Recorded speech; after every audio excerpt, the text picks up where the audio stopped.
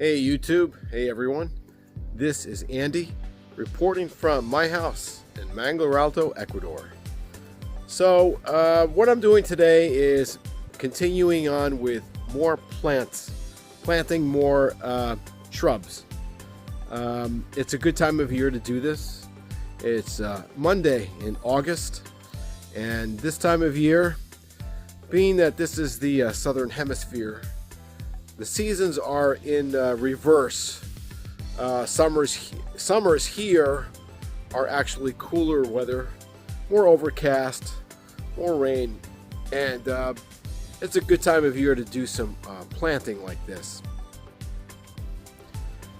So to recap, these are the plants that I had already completed the other week. They're doing well.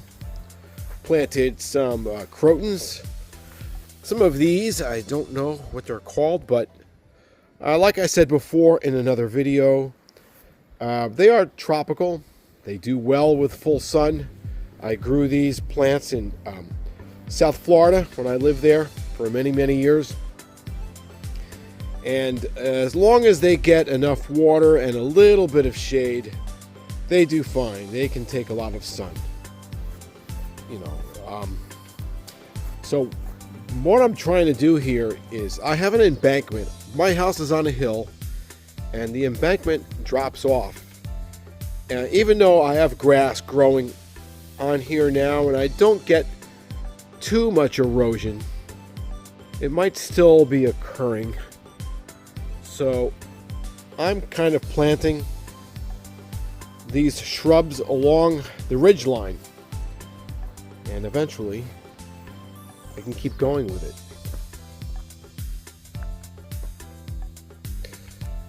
These are some of the plants that I bought today. Again, I rode my bicycle to the nursery and bought a couple more plants, 4 more plants. So, time to get to work.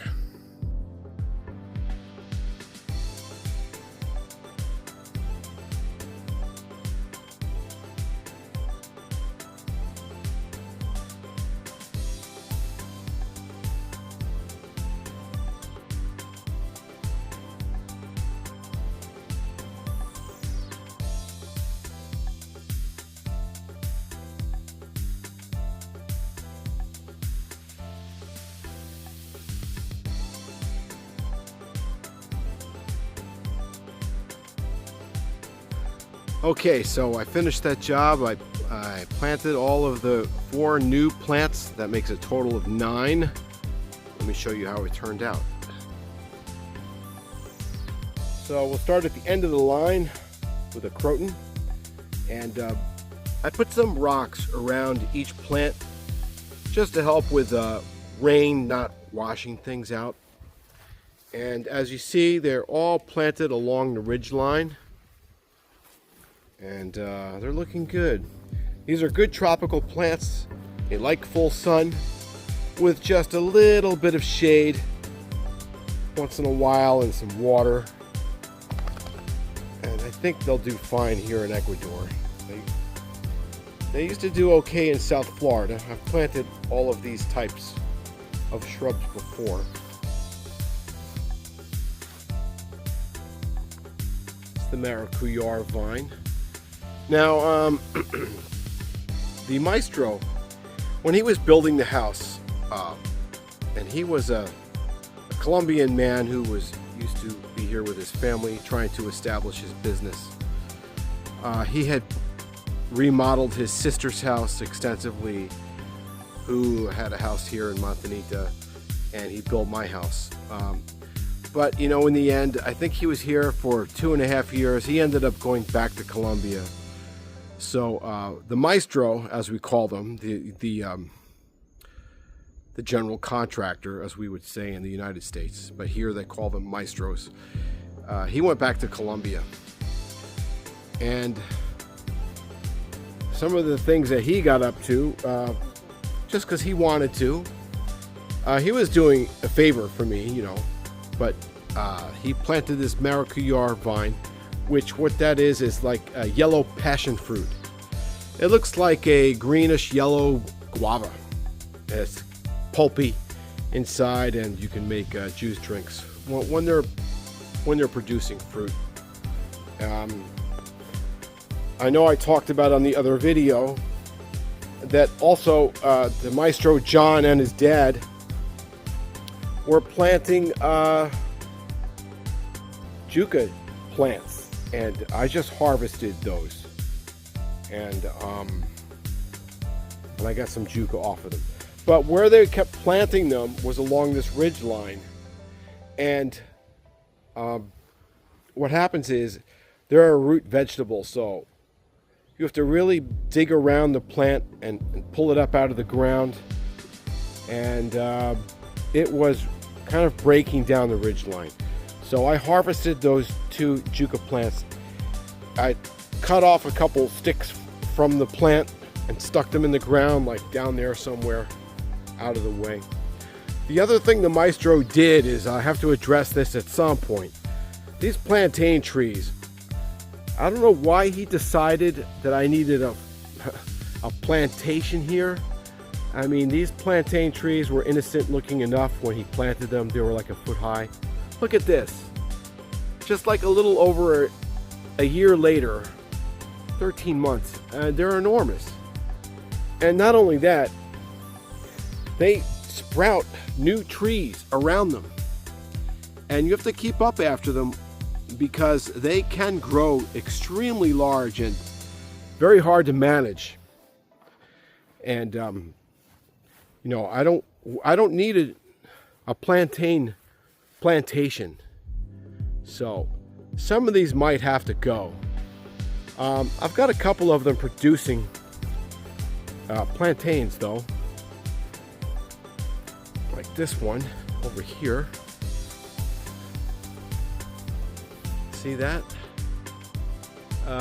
They have to go for a long time. I guess the whole offshoot there ends up with plantains eventually. You can always steal 1 or 2 here and there off of the branch though, for making different dishes. But yeah, I don't need this many. And what I heard was that when they have offshoots, and most of them are now, you should only keep 3 of them and chop the other ones down.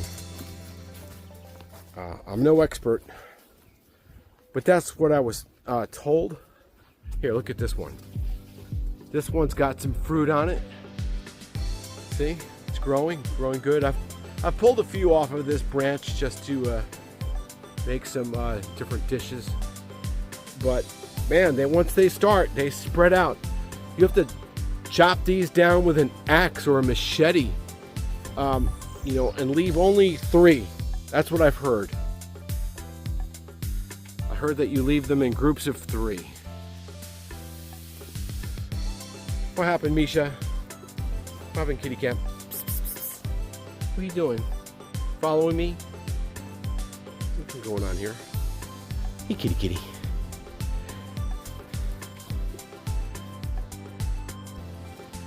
Yeah, so, and there's that giant plantain tree growing in front of some of the new crotons and other shrubs that I planted. So yeah, I'll have to like thin some of this out and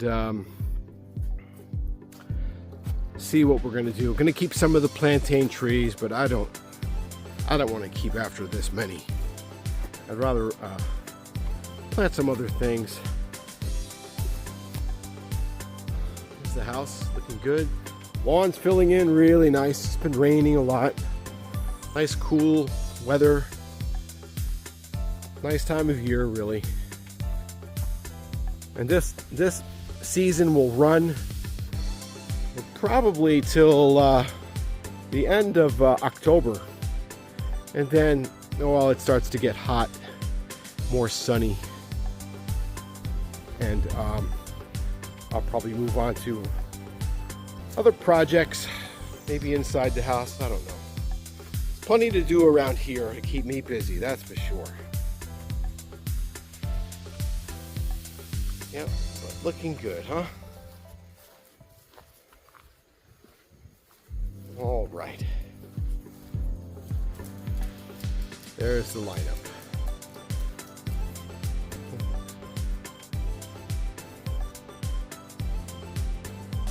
Well, I guess that's it for this video. Thanks, everyone. I'll catch you on the next one. Thanks.